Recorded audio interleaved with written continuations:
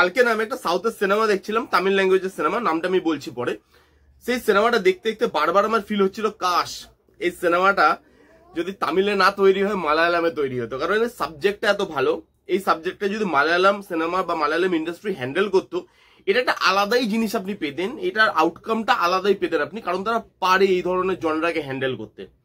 তামিল করেছে attempt, good attempt বলবো, কিন্তু এটা কি একটা গুড সিনেমা হলো সেটা নিয়ে কথা বলবো এই ভিডিওতে। মুভিটার নাম কি? দ্য স্মাইল ম্যান, তামিল ল্যাঙ্গুয়েজের সিনেমা। কোথা থেকে দেখবেন?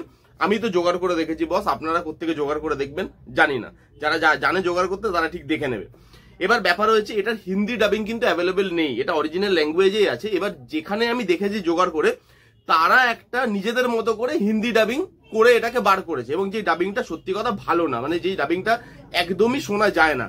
যদি আপনাদের দেখতেই হয় আপনারা তামিল মানে অরিজিনাল ল্যাঙ্গুয়েজে দেখুন, ইংলিশ সাবটাইটেলে দেখুন, তাহলে আপনাদের বেশি ভালো ফিল হবে মুভিটা দেখতে দেখতে। এবারে পজিটিভ দিক নেগেটিভ দিক নিয়ে কথা বলবো, তার আগে গল্পটা যদি আমি একটুখানি বলে দিই আপনাকে। এখানে দেখানো হচ্ছে একটা সিরিয়াল কিলার ছিল অনেক বছর আগে, যাকে স্মাইল ম্যান বলা হতো, কারণ সে যখন মারতো মানুষজনকে, সে মানুষের মানে মানে যাদেরকে মারছে মানুষজনকে, তাদের এই মুখের এই জায়গাটা কেটে নিত এবং মুখটা দেখতে স্মাইলিং ফেসের মতো হয়ে যেত, যে তারা হয়তো হাসছে।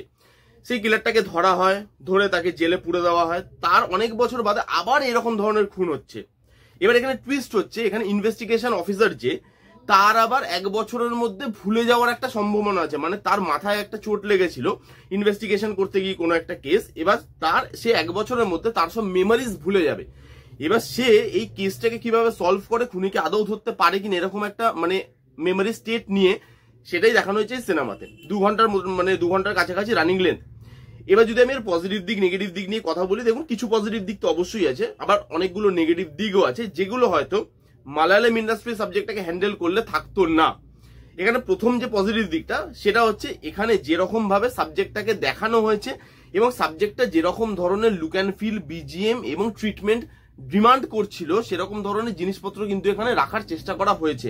এখানে যে রুটেড লুক অ্যান্ড ফিলটা রাখা হয়েছে সেটা বেশ ভালো, সাবজেক্টটা ডিমান্ড করছিল, কারণ গল্পটা খুব রুটেড। এবং তার যে ট্রিটমেন্ট যেভাবে করা হয়েছে, মানে কালার টোন থেকে শুরু করে, বিজিএম থেকে শুরু করে, রাত্রেবেলা লাইটিং এর কাজ, ক্যামেরা ওয়ার্ক, সেগুলো কিন্তু বেশ ভালো। এখানে গল্পটা বেসিক যে প্লট লাইনটা, সেটা কিন্তু খুব স্ট্রং। সেটা দিয়ে আরো একটা বেটার সিনেমা বানানো যেত, কিন্তু বেটার সিনেমা বানানো যায় না। গল্পটা ভালো ছিল এবং গল্পটা কিন্তু লাস্টের দিকে গিয়ে আপনাকে ইমোশনাল করতে পারতো। গল্পটার মধ্যে সেই স্ট্রেংথটা ছিল। গল্পটার মধ্যে এজ অফ দ্য সিট মোমেন্টও আরো বেশি প্রোভাইড করা যেত, কারণ গল্পটা ইটসেলফ খুব ভালো।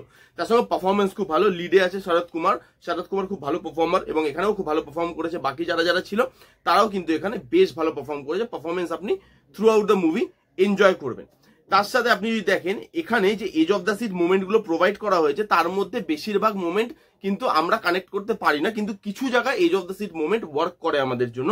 এবং সেটা যত মুভিটা এগোয়, লাস্টের দিকে যত যায়, সেখানে কিন্তু edge of the seat moment যেগুলো প্রোভাইড করা হয়েছে, সেগুলো কিন্তু কিছু কিছু ওয়ার্ক করে, এবং সেখানে আপনি মুভিটার মধ্যে কিছু কিছু জায়গায় আপনি ওই এঙ্গেজ হয়ে থাকবেন। এই ছিল মোটামুটি পজিটিভ দিক। এবার যদি নেগেটিভ দিকে আসি, এখানে না একটাই মাত্র নেগেটিভ দিক আছে, এবং সেটাই এই সিনেমাটাকে সব থেকে বেশি মুখ থুবড়ে ফেলে।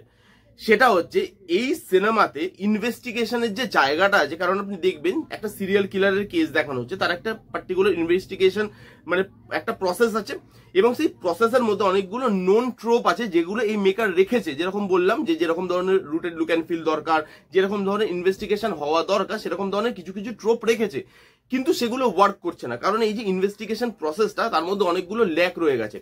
এখানে যে একটা ইমোশনাল জায়গা আছে লাস্টে গিয়ে, সেটা অনেক আগে থেকে ওয়ার্ক করা উচিত ছিল, যেটা করে না। এরকম ধরনের সিনেমা যখনই আপনি দেখবেন, ওই ইনভেস্টিগেশনটার মধ্যে একটা থ্রিলার মানে ইমোশনের একটা টাচ থাকে। থ্রিল থাকলেও তার মধ্যে ইমোশনের একটা টাচ থাকে, যে ইমোশনের টাচটা এর মধ্যেও ছিল, গল্পটার মধ্যে ছিল, কিন্তু গল্পটা যখন ইনভেস্টিগেশন হচ্ছে, সেই ইনভেস্টিগেশনটা করতে গিয়ে ইমোশনটা কোথাও মিসিং হয়ে গেছে। তার মধ্যে আপনি যে যখন এইরকম ধরনের কেস ইনভেস্টিগেট করেন, দেখবেন ওপর মহল থেকে অনেক প্রেশার আসে, মিডিয়া থেকে অনেক প্রেশার আসে।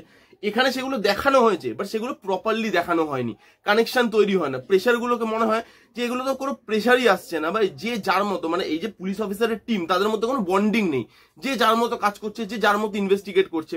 কেসগুলোর যে ক্লুগুলো আসছে, যে টুইস্ট অ্যান্ড টার্নসটা আমি পরবর্তীকালে দেখতে পাবো, যেই মানে লিঙ্কগুলো আসছে, যে পরবর্তীকালে হ্যাঁ এই মানে প্রমাণ আমি পাচ্ছি, যেটা দিয়ে কেসটা সলভ হচ্ছে, এগুলো এত ম্যাজিকের মতো আসে, কোনো প্রেশার আসে না। আপনার মনে হয় যে এত বড় একটা কেস, এতগুলো মানুষ মারা যাচ্ছে, কোনো প্রেশার আসছে না। এই কেসটার মধ্যে কোনো ওরকম কোনো ফাস্ট পেস জায়গা নেই। Edge of the seat moment আসছে পুরো সিনেমাতে, তাও জাস্ট অল্প অল্প করে কিছু জায়গায়। এখানে পুরো জায়গাটার মধ্যে খুব ফ্ল্যাট ভাবে ইনভেস্টিগেশন দেখানো হচ্ছে, যেখানে খুব ম্যাজিকের মতো জিনিসপত্র হচ্ছে। দেখে মনে হচ্ছে ভাই আচ্ছা এটা তো পেয়ে যাবে, এটা তো আমি জানতাম, এর ইয়েটা দেখে, ট্রিটমেন্টটা দেখে।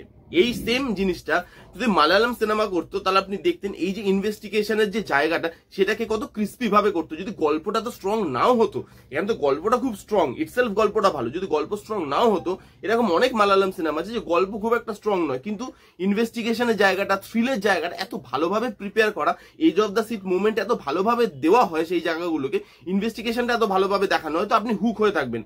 লাস্টে গিয়ে আপনার ফিল হবে যে ভাই গল্পটা তো এত মহার্ঘ ছিল না, কিন্তু সেই জিনিসটাকে প্রেজেন্ট খুব ভালোভাবে করা হয়। তারা জানে যে মানুষকে কোন জায়গাটায় গিয়ে আমাকে এঙ্গেজ করতে হবে বা কি কি জিনিস দিলে মানুষ এঙ্গেজ হবে।